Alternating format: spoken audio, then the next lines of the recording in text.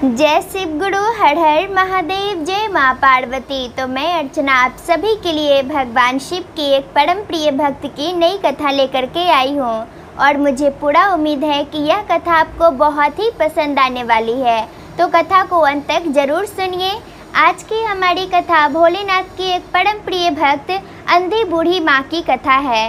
बूढ़ी अम्मा जो कि अंधी थी, अंधी नहीं थी मतलब कि उम्र के साथ उनका आँखों की रोशनी जो है वो धीरे धीरे चला गया था, जिनके कारण उन्हें बहुत ही धुंधला दिखाई देता था और बूढ़ी अम्मा के घर में कोई भी नहीं रहता था। बूढ़ी अम्मा शुरू से ही देवाधिदेव महादेव की प्रतिदिन पूजा किया करती थी और आज उनका उम्र जो है वो 70 वर्ष का हो चुका था, लेकिन फिर भी वो भोलेनाथ का पूजा किए बिना कभी भी नहीं खाती थी। बूढ़ी अम्मा अपने घर में अकेले ही रहती थी। बूढ़ी अम्मा मटका बहुत ही सुंदर बनाती थी और बहुत ही सुंदर सुंदर घड़ा बनाती थी।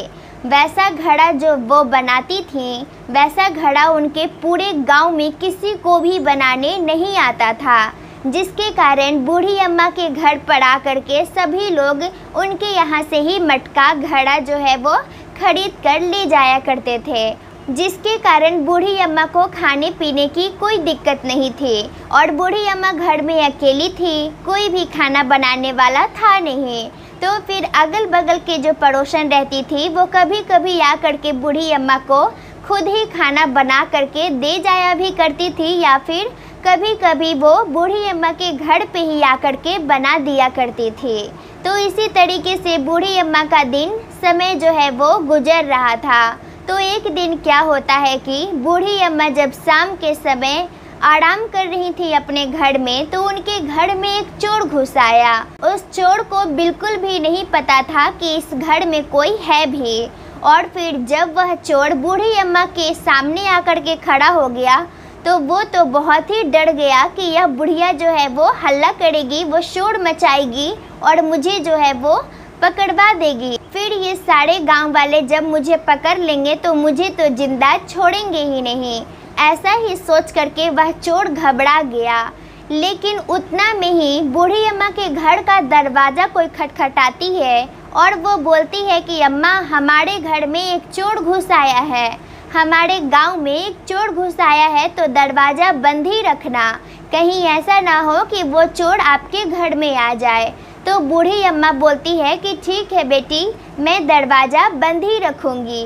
अब जब ऐसा चोर देखता है कि बूढ़ी अम्मा मुझे देख रही है फिर भी वो ऐसा बोल रही है, तो ये देख करके चोर समझता है कि ये बुढ़िया अंधी है, इसे कुछ भी दिखाई नहीं दे रहा है, तभी तो इसे पता नहीं चला कि मैं तो इसके सामने ही खड़ा हूँ। और फिर ऐसा सोच करके वहाँ से वो धीरे धीरे खिसकने लगा।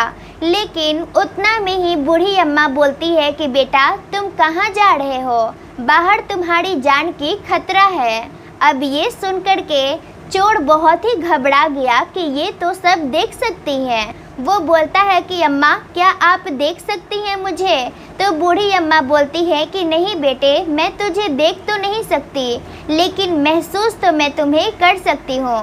इतना मैं महसूस ज़रूर कर लेती हूँ कि मेरे पास कोई है भी या नहीं। तो चोर बोलता है कि बूढ़ी अम्मा, अगर आपने मुझे बिना देखे ही महसूस कर लिया था कि मैं आपके घर में आ गया हूँ, तो फिर आपने शोर क्यों नहीं मचाया?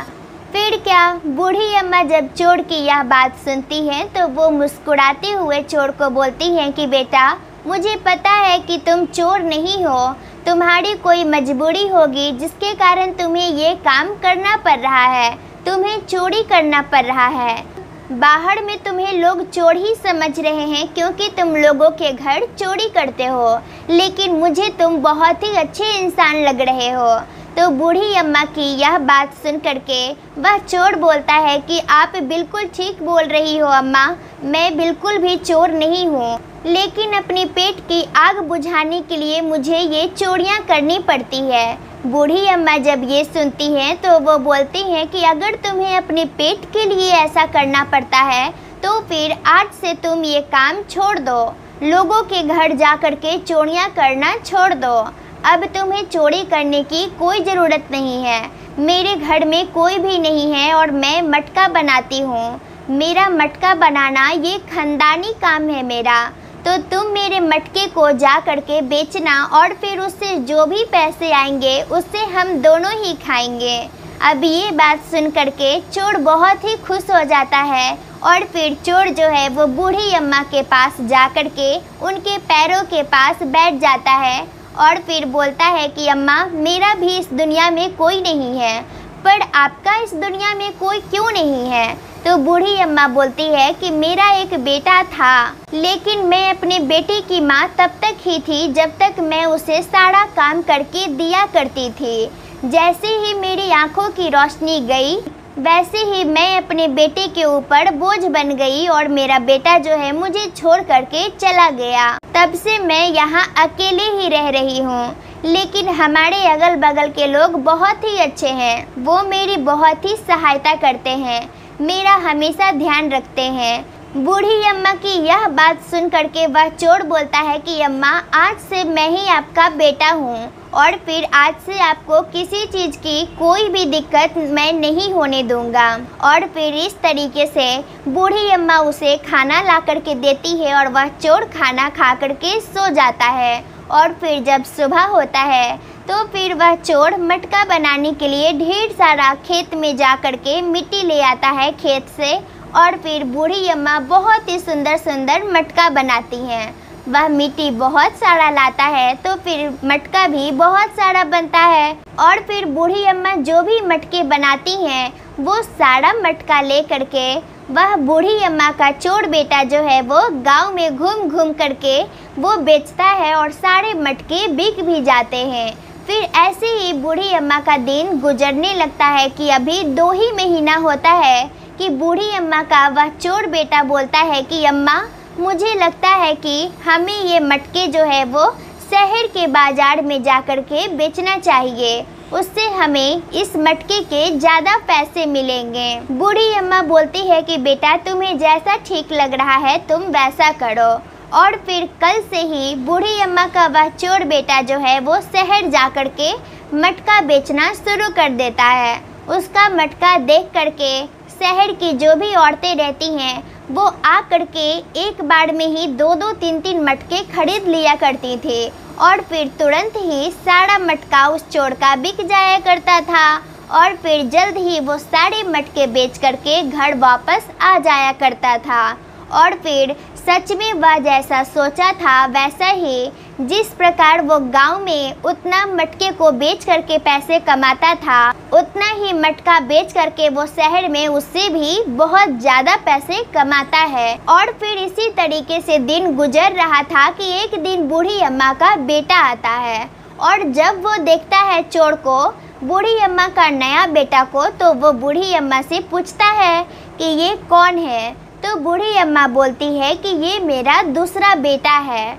अब ये सुन करके बूढ़ी अम्मा का बेटा जो है वो गुस्सा के मारे लाल हो जाता है और लाल पीला हो करके उल्टा पाँव ही लौट जाता है। इधर बूढ़ी अम्मा उस चोर को अपना बेटा बना करके उसका पूरा जीवन ही बदल दी थी। बूढ़ी अम्मा का चोर बेटा बूढ़ी अम्मा का बहुत ही ध्यान रखा करता था। बूढ़ी अम्मा को किसी चीज़ की कोई दिक्कत नहीं होने देता था। बूढ़ी अम्मा अपने चोर बेटे से इतना सेवा पा करके बहुत ही खुश होती है और बूढ़ी अम्मा के मन में यह विचार आता है कि बूढ़ी अम्मा जो है अपने चोर बेटे का विवाह करवाए। और फिर ऐसा वो सोचती ही है, मन का बात वो मन में ही रखती है कि एक दिन क्या होता है कि बूढ़ी अम्मा का अपना बेटा आता है और फिर उसके साथ 2-2 पुलिस भी था और फिर वह आ करके बूढ़ी अम्मा के दूसरे बेटे को, जो चोर था पहले, उसे आ करके वो गिरफ्तार करने लगता है। तो बूढ़ी अम्मा बोलती है कि ऐसा क्यों कर रहे हो, हमारे बेटे को तुम गिरफ्तार क्यों कर रहे हो। बूढ़ी अम्मा ऐसा पुलिस को बोलती हैं। तभी जो है उनके सामने, बूढ़ी अम्मा के सामने उनका अपना बेटा आता है और वो बोलता है कि माँ, ये तुम्हें धोखा दे रहा है और ये फिर तुम्हारा बेटा बनने का ढोंग कर रहा है। बूढ़ी अम्मा का अपना बेटा बोलता है कि माँ, ये बहुत सारा पैसा कमाता है और पता नहीं कहाँ उड़ाता है, इसके पास पैसे नहीं हैं अभी, नहीं तो अगर तुम्हें विश्वास नहीं है मुझ पे तो इससे पूछ लो। और फिर बूढ़ी अम्मा जो है वो अपने बेटे की बात सुन करके थोड़ी देर के लिए उस पर विश्वास कर ही लेती हैं और फिर अपने चोर बेटे से पूछती हैं कि ये मैं क्या सुन रही हूँ। तो फिर बूढ़ी अम्मा का चोर बेटा कुछ बोल ही पाता उससे पहले कि वहाँ पे दो हॉस्पिटल से आदमी आ जाता है और फिर वो दरवाजे पे आकर के बोलता है, बूढ़ी अम्मा का नाम लेकर के बोलता है कि कल आपका आँखों का ऑपरेशन होने वाला है। बूढ़ी अम्मा ये सुनकर के हैरान हो जाती है और वो बोलती है, मेरी आँखों का ऑपरेशन कैसे हो सकता है, मेरे पास तो पैसे नहीं हैं। तो फिर वो हॉस्पिटल से आए हुए 2 आदमी बूढ़ी अम्मा को बताता है कि आपके बेटे ने पैसे भर दिए हैं, आँखों के ऑपरेशन के लिए जो भी पैसे लगेंगे वो पैसे हमें दे दिया गया है। तो बूढ़ी अम्मा को लगता है कि उनका अपना बेटा पैसा दिया है। अब ये सोच कर के बूढ़ी अम्मा अपने बेटे का नाम लेकर के बोलती हैं कि इसने पैसे दिए हैं ना। तो फिर वो दोनों आदमी बोलता है कि नहीं नहीं अम्मा, ये पैसे नहीं दिए हैं, आपके दूसरे बेटे ने पैसे दिए हैं। अब बूढ़ी अम्मा जैसे ही ये बात सुनती हैं तो बूढ़ी अम्मा अपने चोर बेटे को गले से लगा लेती हैं और फिर वह फुट फुट करके रोने लगती हैं और वो बोलती हैं कि मुझे माफ़ कर दो बेटे, मुझे तुम पर इस तरीके से शक नहीं करना चाहिए था। मैं अपने निज बेटे के बहकावे में आकर के तुम पर शक कर बैठी, इसके लिए मुझे माफ़ कर दो। तो बूढ़ी अम्मा की यह बात सुन करके बूढ़ी अम्मा का चोर बेटा बोलता है कि माँ जाने दो, जो हुआ सो हुआ, अब कल आपकी आँखों का ऑपरेशन है और फिर से आप इस दुनिया को देख पाएंगे, आपकी आँखें बिल्कुल ठीक हो जाएगी। मैं आज तक जो भी आपके मटके से कमा पाया हूँ वो सारा पैसा मैं आपकी आँखों के ऑपरेशन में लगा दिया हूँ और अब आप बिल्कुल ठीक हो जाएंगे। बूढ़ी अम्मा जब अपने चोर बेटे से ये सब सुनती हैं तो उनकी आंखों से आंसू रुकने का नाम ही नहीं ले रहा था और बूढ़ी अम्मा को अपनी ही बेटे पे बहुत ही गुस्सा आ रहा था। और फिर बूढ़ी अम्मा पुलिस को बोलती हैं कि इसे पकड़ करके ले जाइए, क्योंकि इसे कैसे पता चला कि हमारे घर में पैसे नहीं हैं, हमारे घर से पैसे गायब हैं। बूढ़ी अम्मा की यह बात सुन करके बूढ़ी अम्मा का अपना बेटा सोचता है कि ये क्या, यहाँ तो पासा ही पलट गया, अपने ही खोदे हुए गड्ढा में मैं खुद ही गिर रहा हूँ। तो वो डर के मारे सच बोल देता है कि मैं इस घर में चोरी करने आया था और जब मुझे इस घर में पैसे नहीं मिले तो मुझे लगा कि यह चोर बहुत ही चालाक है और फिर यह सारा पैसा कमा करके जो है वो कहीं और ले जाता है, इसलिए मैं ये सब षड्यंत्र रचा था। और फिर पुलिस जब ये सब सुनता है तो बूढ़ी अम्मा का अपना ही बेटा को ले करके चला जाता है और बूढ़ी अम्मा एक बार भी उसे रोकती नहीं है कि मेरे बेटे को नहीं ले जाओ, क्योंकि वह बेटा कहलाने के लायक था ही नहीं।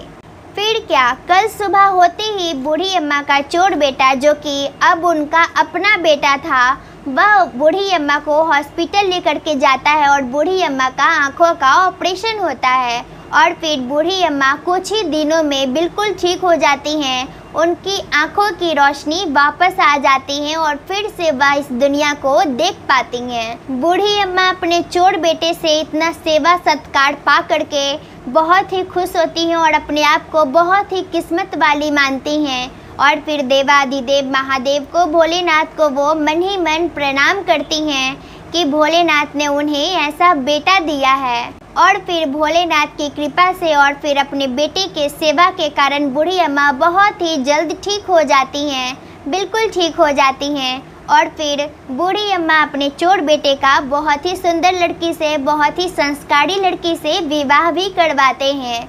फिर बूढ़ी अम्मा अपने छोटे से परिवार में बूढ़ी अम्मा का समय के साथ बूढ़ी अम्मा जो है वो दादी भी बनती हैं और फिर अपना बहुत ही सुखमय जीवन व्यतीत करती हैं। पहले तो सिर्फ बूढ़ी अम्मा का चोर बेटा ही उनका सेवा किया करता था, लेकिन बूढ़ी अम्मा के घर में जब उनकी बहू आ गई तो फिर उनकी बहू भी हमेशा बूढ़ी अम्मा का बहुत ही ध्यान रखा करती थी और बूढ़ी अम्मा का बहुत ही सेवा किया करते थे। इस तरीके से जीवन भर बूढ़ी अम्मा के बेटे बहू उनका खूब सेवा किए और फिर बूढ़ी अम्मा के छोटे से परिवार के ऊपर देवाधिदेव महादेव की कृपा दृष्टि हमेशा बनी रही, हमेशा बरसती रही। जिस प्रकार भोलेनाथ बूढ़ी अम्मा का दुख का अंत किए और फिर उनके जीवन में हमेशा हमेशा के लिए सुख ले आए, उसी प्रकार हमारे भोलेनाथ अपने सभी भक्तों का दुख का अंत करें और सबके जीवन में खुशियां भर दें। तो यही थी हमारी आज की कथा। तो मैं यही उम्मीद करती हूँ कि यह कथा आपको पसंद आया होगा, और अगर कथा आपको अच्छी लगी तो कथा को लाइक कीजिए, शेयर कीजिए, और अगर प्रतिदिन आप एक नई कथा सुनना चाहते हैं तो शिव भक्ति भंडार चैनल को सब्सक्राइब करके बगल में दी गई घंटी को दबाना बिल्कुल भी ना भूलें, और साथ में ऑल नोटिफिकेशन को ऑन ज़रूर कर लें, जिससे कि शिव भक्ति भंडार चैनल पे प्रतिदिन एक नई कथा की वीडियो डाली जाती है तो वह कथा आप तक पहुंच पाएगा और उस कथा को आप सुन सकेंगे। और फिर मिलती हूँ अगली वीडियो में एक नई कथा के साथ। तब तक के लिए नमस्कार, और अंत में प्रेम से बोलिए हर हर महादेव, घर घर महादेव।